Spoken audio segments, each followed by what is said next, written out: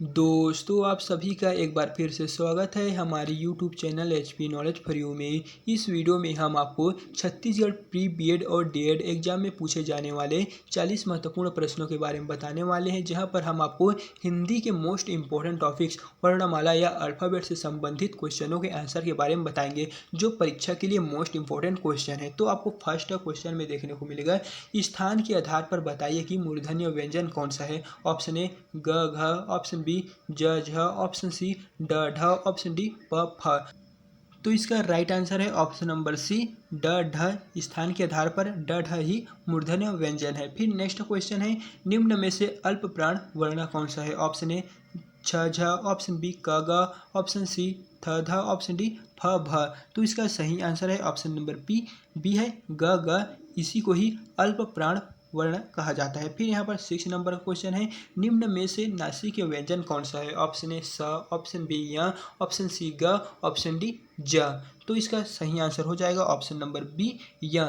नासिक व्यंजन य को ही कहा जाता है। एंड इस पीडीएफ को कैसे और कहाँ से डाउनलोड करना है हम आपको वीडियो के एंड में बता देंगे। फिर नेक्स्ट क्वेश्चन है, ए वर्ण क्या कहलाते हैं। ऑप्शन ए नासिक, ऑप्शन बी मूर्धन्य, ऑप्शन सी ओष्ठ्य, ऑप्शन डी कंठ तालव्य।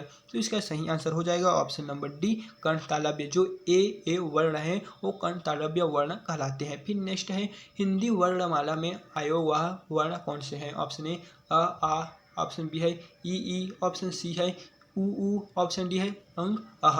तो इसका सही आंसर हो जाएगा ऑप्शन नंबर डी अंग अह। यही हिंदी वर्णमाला में आयो वह वर्ण है।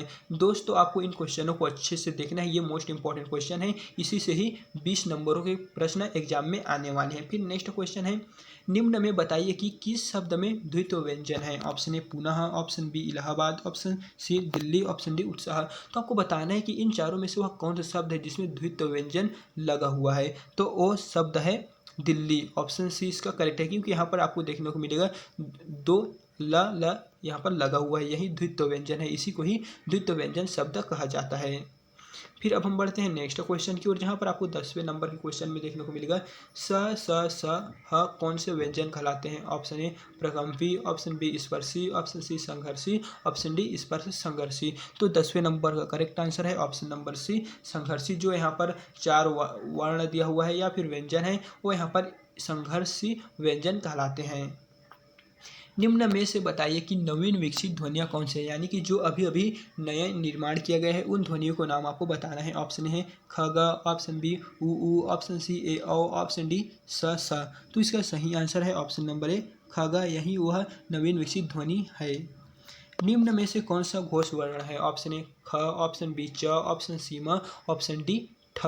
तो 12वें नंबर का करेक्ट आंसर है ऑप्शन नंबर सी म। यहाँ पर घोष वर्ण म ही है।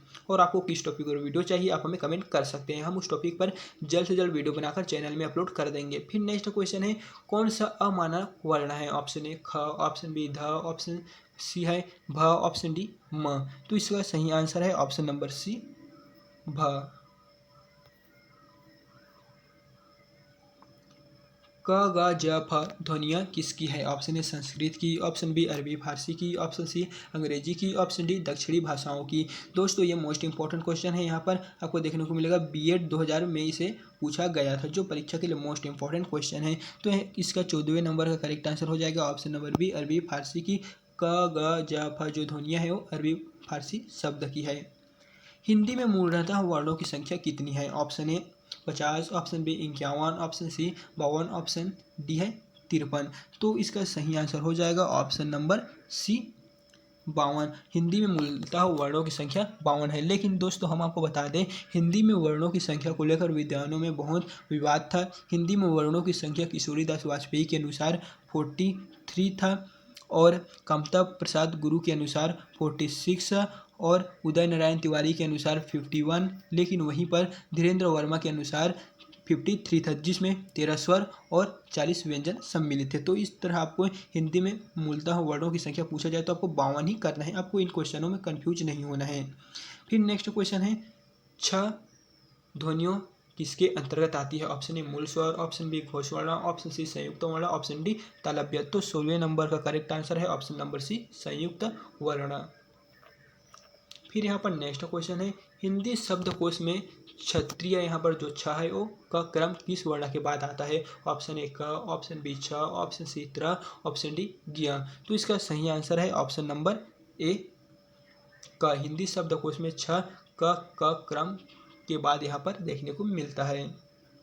ज्ञ वर्ण किन वर्णों के संयोग से बनता है? ऑप्शन ए ज प्लस ञ, ऑप्शन बी ज प्लस ञ, ऑप्शन सी ज प्लस ध, ऑप्शन डी ज प्लस ञ। तो इसका सही आंसर है ऑप्शन नंबर हो जाएगा वो है बी, ज प्लस ञ के संयोग से ज्ञ शब्द बनता है। अघोष वर्ण कौन सा है? ऑप्शन ए अ, ऑप्शन बी ज, ऑप्शन सी ह, ऑप्शन डी स।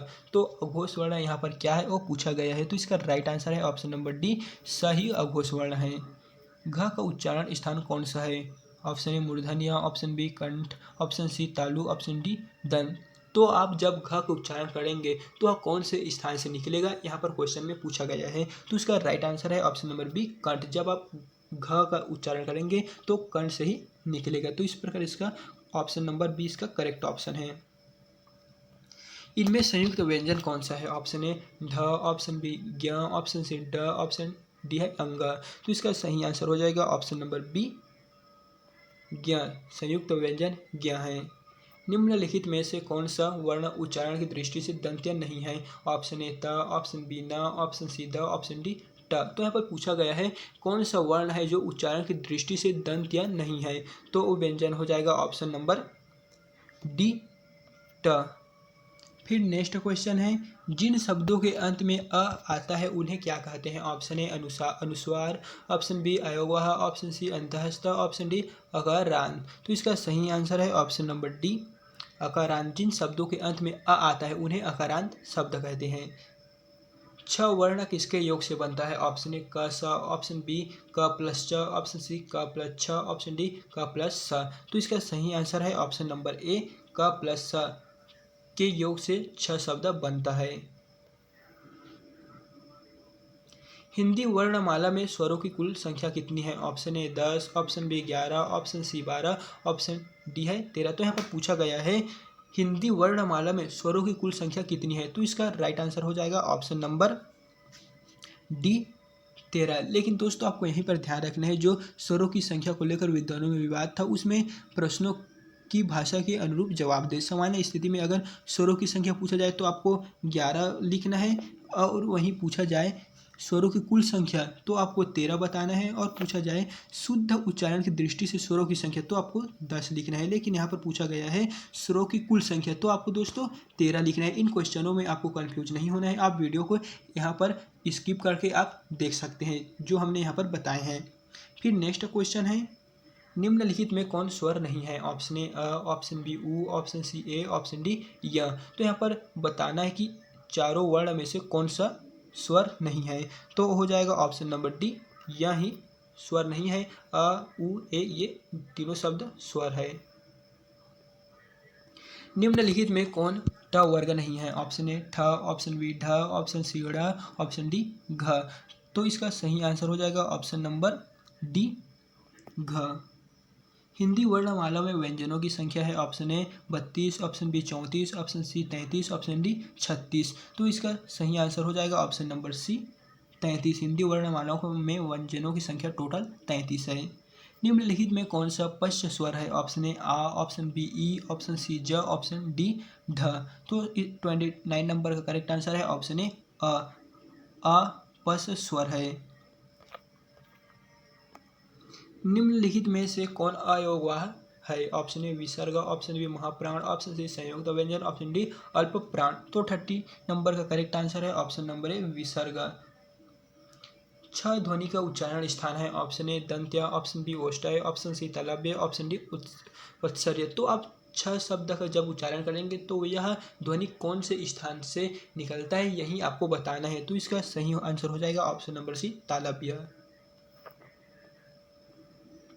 छ ध्वनि का उच्चारण स्थान है दोस्तों हमने इसे बताए हैं, इसका ऑप्शन नंबर सी इसका करेक्ट है। फिर यहाँ पर नेक्स्ट है, निम्नलिखित में से कौन एक संयुक्त व्यंजन नहीं है? ऑप्शन ए छ, ऑप्शन बी स, ऑप्शन सी त्र, ऑप्शन डी ज्ञ।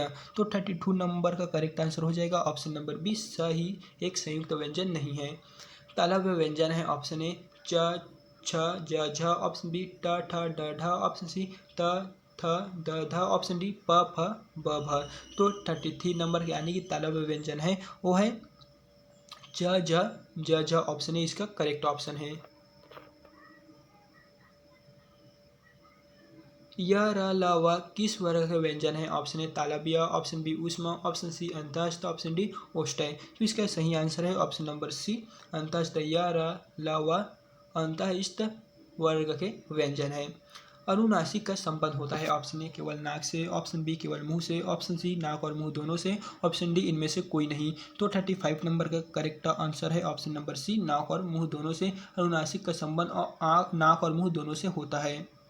अनुनासिक व्यंजन कौन से होते हैं? ऑप्शन ए वर्ग के प्रथम अक्षर, ऑप्शन बी वर्ग के तृतीय अक्षर, ऑप्शन सी वर्ग के चतुर्थ अक्षर, ऑप्शन डी वर्ग के पंचम अक्षर। तो इसका सही आंसर है ऑप्शन नंबर डी वर्ग के पंचम अक्षर को ही अनुनासिक व्यंजन कहा जाता है।